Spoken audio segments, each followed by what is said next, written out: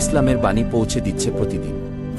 রাজনৈতিক ব্যক্তিত্ব হিসাবে তিনি রাষ্ট্র শাসন কিভাবে করেছেন, তাহলে মদিনার 10 বছরের রাষ্ট্র শাসন আপনি দেখুন। পৃথিবীতে এর আগে কোনো সনদ ছিল না। মদিনা সনদের আগে কোনো সংবিধান লিখিত আকারে ছিল না মদিনা সনদের আগে। এই জন্য মদিনা সনদ পৃথিবীর রাষ্ট্রীয় সংবিধানের জন্য একটি নমুনা। গত 15 বছর এই কথা বলে আমাদেরকে বহু ধোঁকা দিচ্ছে যে আমরা মদিনা সনদ চাই। ধোঁকা দেয় নাই? হ্যাঁ, মৃত্যু কত কিছুই বলতে পারে, তার তো আর মুখে আটকায় না। যে আল্লাহকে ভয় করে, যে সত্যবাদীদের উপর চলে, তার জন্য চিন্তা করে কথা বলতে হয়। এই জন্য রাসূল সাল্লাল্লাহু আলাইহি সাল্লামের এই 10 বছরের জীবনী, তিনি রাষ্ট্র শাসক ছিলেন। আপনি রাসূলের জিন্দেগিকে দেখুন, তিনি রাষ্ট্র কিভাবে পরিচালনা করেছেন। বুখারীতে এসেছে তিনি কিভাবে ফয়সালা করেছেন, বিচার কার্য সম্পূর্ণ করেছেন। আপনি যদি একজন বিচারক হন, আপনি যদি একজন সালিশকারী হন, গ্রামে বিচার আচার করেন, যেখানে আপনি বিচার কার্য সম্পাদন করা, এটা বড় একটা দায়িত্ব। আপনি রাসূলের আদর্শ খুঁজে দেখুন। রাসূল একজন বিচারক হিসাবে বিচারিক কার্যগুলি কিভাবে সততা নিষ্ঠার সাথে তিনি সম্পাদন করেছেন। এভাবে আপনি রাসূলুল্লাহ সাল্লাল্লাহু আলাইহি সাল্লামের মধ্যে সমস্ত আদর্শ খুঁজে পাবেন। পৃথিবীর 100 মহান ব্যক্তিত্ব যাদের জীবনী লিখিত হয়েছে, তাদের মধ্যে প্রথম স্থান দিতে পৃথিবীর লেখকরা বাধ্য হয়েছে। যার নাম প্রথমে আনতে বাধ্য হয়েছে, তিনি হলেন মুহাম্মদুর রাসূলুল্লাহ সাল্লাল্লাহু আলাইহি ওয়াসাল্লাম। একজন আদর্শিক ব্যক্তি পৃথিবী আজ পর্যন্ত আবিষ্কার করতে পারে নাই যে একাডেমিক পড়াশোনা ছাড়া একজন এরকম ব্যক্তিত্ব কিভাবে গড়ে ওঠে। সর্ববিষয়ে যার অভিজ্ঞতা, সর্ববিষয়ে যার প্রাজ্ঞতা, সর্ববিষয়ে যার বিচক্ষণতা, এটাই প্রমাণ করে যে রাসূলুল্লাহ সাল্লাল্লাহু আলাইহি ওয়াসাল্লাম আল্লাহর পক্ষ থেকে ওহী প্রাপ্ত, আল্লাহর পক্ষ থেকে সাহায্য প্রাপ্ত হয়েই এগুলি সম্পূর্ণ করেছেন। এজন্য আপনি এই যত সেক্টর আছে পৃথিবীতে, আমরা একটা পারিবারিক জীবন গঠনে মা বাবার একটা সম্পর্ক, স্বামী স্ত্রী হিসাবে আমাদের একটা সম্পর্ক,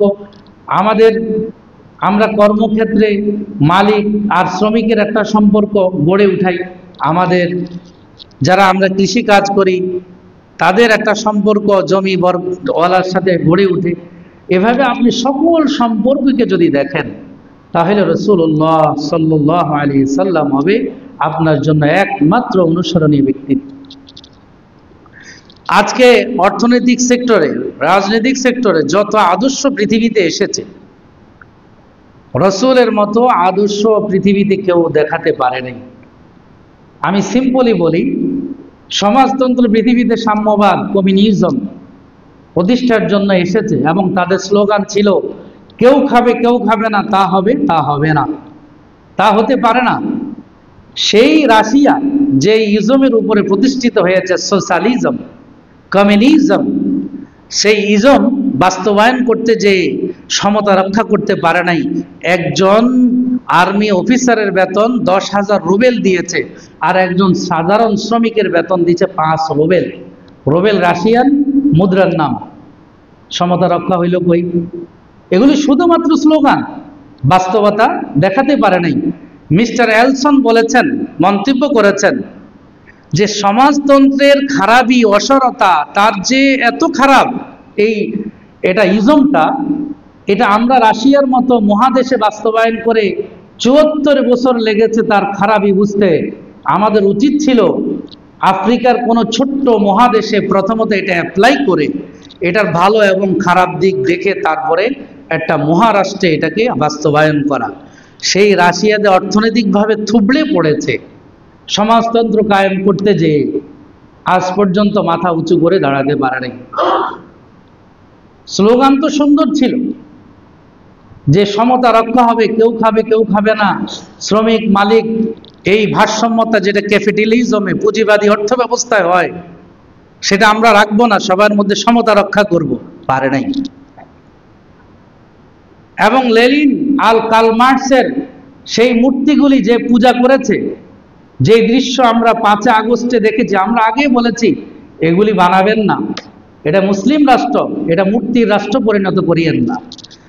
কিন্তু সম্মান দিতে যেয়ে যে অপমানিত হয়েছে, মাথায় উঠে মানুষ পেশাব করেছে, সেই দৃশ্য যারা রাশিয়ায় গিয়েছেন, লেনিন আর কার্ল মার্কসের মূর্তিগুলি এভাবে উপর হয়ে পড়ে আছে রাশিয়ার পরিণতির পরে।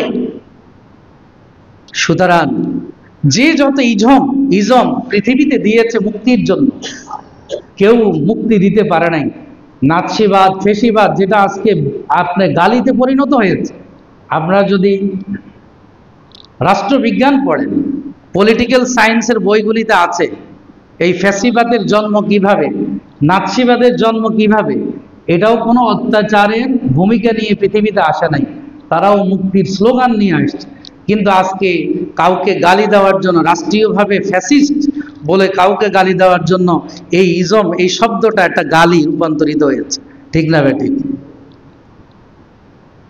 কেন হয়েছে? ইজমটা মানুষের মুক্তির জন্য দিয়েছে, কিন্তু এটা ব্যর্থ, কারণ সেটা মানব রচিত। ঠিক তদ্রূপ গণতন্ত্র, এটাকে লাস্ট ম্যান বলা হয়েছে। পৃথিবীর সর্বশেষ মানুষের মুক্তির জন্য এই গণতন্ত্রই নাকি একমাত্র মুক্তির পথ। এই 15 বছরের ইতিহাস আমরা যুবকদের সামনে, অতীত ইতিহাস 74 বছরের ইতিহাস আমরা তুলে ধরবো না। 15 বছর যারা দেখেছেন বাংলাদেশে কি গণতন্ত্র ছিল? ছিল না। আমরা দিতে পারি না গণতন্ত্র, আমাদের ভোটের কোনো অধিকার ছিল না। রাত্রে, এটাকে লাইলাতুল নির্বাচন বলা হয়, এটা রাতের নির্বাচন। লাইলাতুল বরাত, লাইলাতুল কদর শুনছেন, লাইলাতুল নির্বাচন।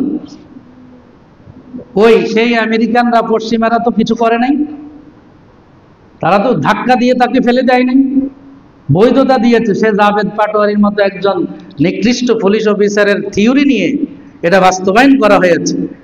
12 কোটি ভোটারের অধিকার। যদি আমি গণতান্ত্রিক প্রক্রিয়া এখন যদি কথা বলি, সামান্য সময়ের জন্য মেনে নিলাম যে আমি গণতন্ত্রকামী, তা আমার গণতন্ত্র কই ছিল? আমি তো 3 টার্ম ভোট দিতে পারি নাই। সুতরাং এটা একটা মিথ্যা স্লোগান। পৃথিবীর কোনো দেশে সঠিক গণতন্ত্র বলতে কিছুই নেই, কোথাও নেই, আমেরিকাতেও নেই। আমি চ্যালেঞ্জ করে বললাম, এই যে পিআর বিষয়ের কথা আসছে, এটা গণতান্ত্রিক প্রক্রিয়া বাস্তবায়নের জন্য অধিকতর কার্যকর একটা বিষয়। কারণ আমি যদি 3% পুরা বাংলাদেশে ভোট পাই, আমার একটা প্রতিনিধিত্ব থাকা দরকার, কারণ আমারও তো কিছু জনসমর্থন আছে। এটার ভালো খারাপ দুইটা দিকই আছে। পিআরের আমি যতটুকু স্টাডি করেছি, এটার ভালো খারাপ দুই দিকে আছে। কিন্তু ফ্যাসিস্ট নির্মূলের জন্য, ক্ষমতাধরদেরকে ফ্যাসিস্ট হওয়ার পিছনে যেটা নিয়ামক শক্তি ভূমিকা রাখে, এটা তার দমনের জন্য একটা নিয়ামক শক্তি হিসাবে কাজ করবে। অন্তত এতটুকু একটা কথা ভালো করে মনে রাখবেন, গণতন্ত্র ইসলাম সাপোর্ট করে না, ইসলামের সাথে গণতন্ত্র যায় না। এই ইসলাম কোনোভাবেই সাপোর্ট করে না। কিন্তু তাহলে আপনারা কেন ভোট চান, আপনারা কেন নির্বাচনে যান? একটা প্রশ্নের উত্তর দিন। সেটা হলো, এই প্রক্রিয়া ছাড়া বাংলাদেশে অন্য ভিন্ন প্রক্রিয়ার সুযোগ নাই। এটা একটা জরুরি ইমার্জেন্সি এক্সিট হিসাবে আমরা এটাকে গ্রহণ করেছি। এটা আমাদের চূড়ান্ত লক্ষ্য উদ্দেশ্য নয় যে ভোট এবং গণতান্ত্রিক প্রক্রিয়া ইসলাম কায়েম হবে। এটা আদৌ আমি স্বপ্নও ভাবি না, ভাবার কোনো কারণও নাই, কারণ ইসলামী তরিকা নয়। এটা ভালো করে মাথায় রাখবেন। এটা হলো শুকরের গোশত খাওয়া ইমার্জেন্সি সময়ে যেমন শরীয়ত বৈধ করেছে, কুকুরের গোশত যেরকম হালাল করেছে ইমার্জেন্সির সময়। কোনো খাবার দাবার নাই, আপনি ক্ষুধার তাড়নায়, পিপাসার্থের তাড়নায় আপনি মরে যাচ্ছেন, মৃত্যুর সম্মুখে, আপনি মৃত্যুর দ্বার প্রান্তে আপনি দাঁড়ানো, তখন আপনার জন্য কুকুর আর শুকর আর হারাম আর মৃত পানি যেরকম বৈধ, সেরকম একটা পর্যায়ে। এই জন্য পিআর হইলে কি হবে? আমি যে বাংলাদেশে 10% প্রতিনিধিত্ব করি, এটার একটা সাইনবোর্ড, প্রতিনিধি সংসদে যে আমার পক্ষে কথা বলার শক্তি রাখবে, আমার ভাব, আমার কথা, আমার ইজম, আমার মন মানসিকতার প্রকাশ তারা করবে।